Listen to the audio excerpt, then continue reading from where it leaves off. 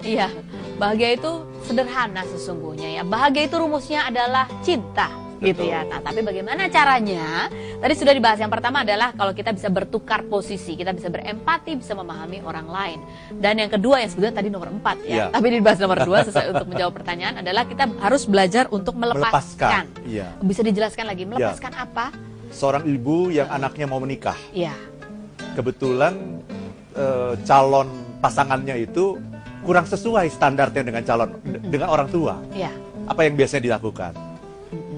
Menentang sih biasanya, kalau nggak ya udah pasrah deh. Betul, padahal sebetulnya yang mau menikah siapa sih begitu kan? Jadi sebetulnya yang namanya melepaskan adalah apa? Ketika seorang ibu atau orang tua bisa melepaskan anak itu menjadi dirinya apa adanya. Dan memutuskan sesuatu sendiri. Tentunya setelah memberikan bekal-bekal yang cukup kepada si anak. Gitu. Sama saja di kantor juga, apa yang terjadi ketika seorang bawahan mengatakan pada atasannya, saya mau resign. Kan biasanya ditahan segala macam gitu ya.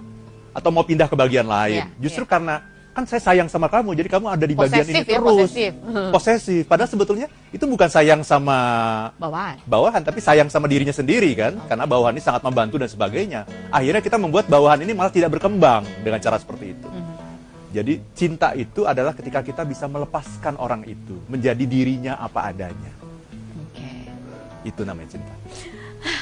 Berat ya, soalnya cinta itu kebanyakan posesif gitu kan. Iya.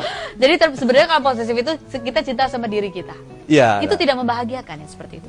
Ya kurang membahagiakan. Kurang membahagiakan. Ya. Tapi memang kalau cinta birahi memang posesif, itu cinta birahi. Karena win-win. Betul. Tetapi yang ingin saya katakan bahwa dalam rumah tangga sekalipun itu memang yang namanya perkawinan itu selalu dimulai dengan cinta birahi. Sifatnya untung-untungan, perhitungan dan sebagainya. Ya. Dan memang itu sangat wajar. Bahkan kalau sebuah perkawinan itu terjadi tanpa cinta birahi, itu nggak sehat. Itu nggak sehat. Bahaya juga itu. Bahaya. Ya.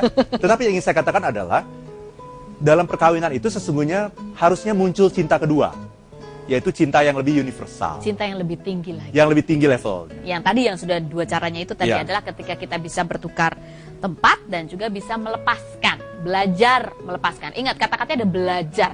Bilang susah. Iya memang belajar. Gitu ya. Ada pertanyaan dulu nih Mas, ada dari Nining di Bandung. Selamat malam Nining. Happiness, mengapa kita harus mengalami suatu bentuk ketersiksaan sebelum menemukan cinta yang sesungguhnya atau berarti?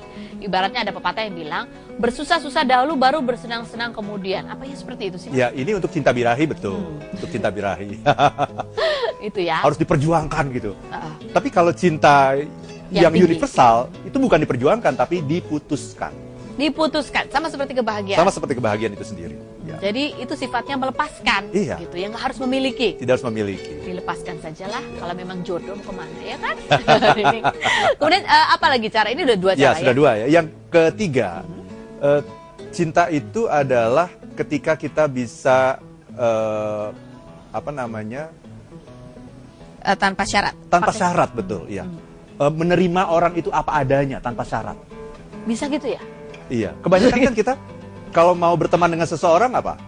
Dia harus begini, harus sama seperti kita, harus asik orangnya. Suka musiknya harus sama, ya kan? Makanannya juga harus Kalau seperti itu nggak boleh ya? Nggak boleh pakai syarat? Itu bukan cinta itu namanya. Cinta itu adalah tanpa syarat. Kita tidak, bayangkan ya kalau misalnya ada orang yang bisa menerima Feni apa adanya. Dan ketika berbicara dengan orang itu, Feni tidak harus menjadi orang lain. Tapi menjadi diri Feni yang apa adanya. Masalahnya saya yang apa adanya tuh kayak apa ya? Cara bercandanya, ya seperti ini. Cara bercandanya, cara ngomongnya, nggak harus dibuat-buat. Nggak dijudge. Ya. Rasanya gimana berhubungan dengan orang seperti itu? Senang sekali, nyaman. Saya tidak harus menjadi orang lain. Kenapa saya tidak harus menjadi orang lain? Karena orang ini menerima saya apa adanya. Jadi betapa banyaknya orang yang mencintai seseorang dengan berbagai persyaratan. Harus sama agamanya dulu, harus sama latar belakang budayanya, harus sama-sama penyiar atau harus sama-sama host, harus sama tingginya. Sama tingginya. Ya, kalau tingginya beda susah ngomongnya gitu ya.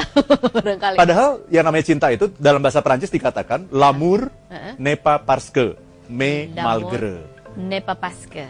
Ya, l'amour cinta itu n'est pas parce que, bukan cinta karena. Tapi cinta walaupun. Cinta walaupun sama seperti kebahagiaan ya. Iya. Kenapa begitu?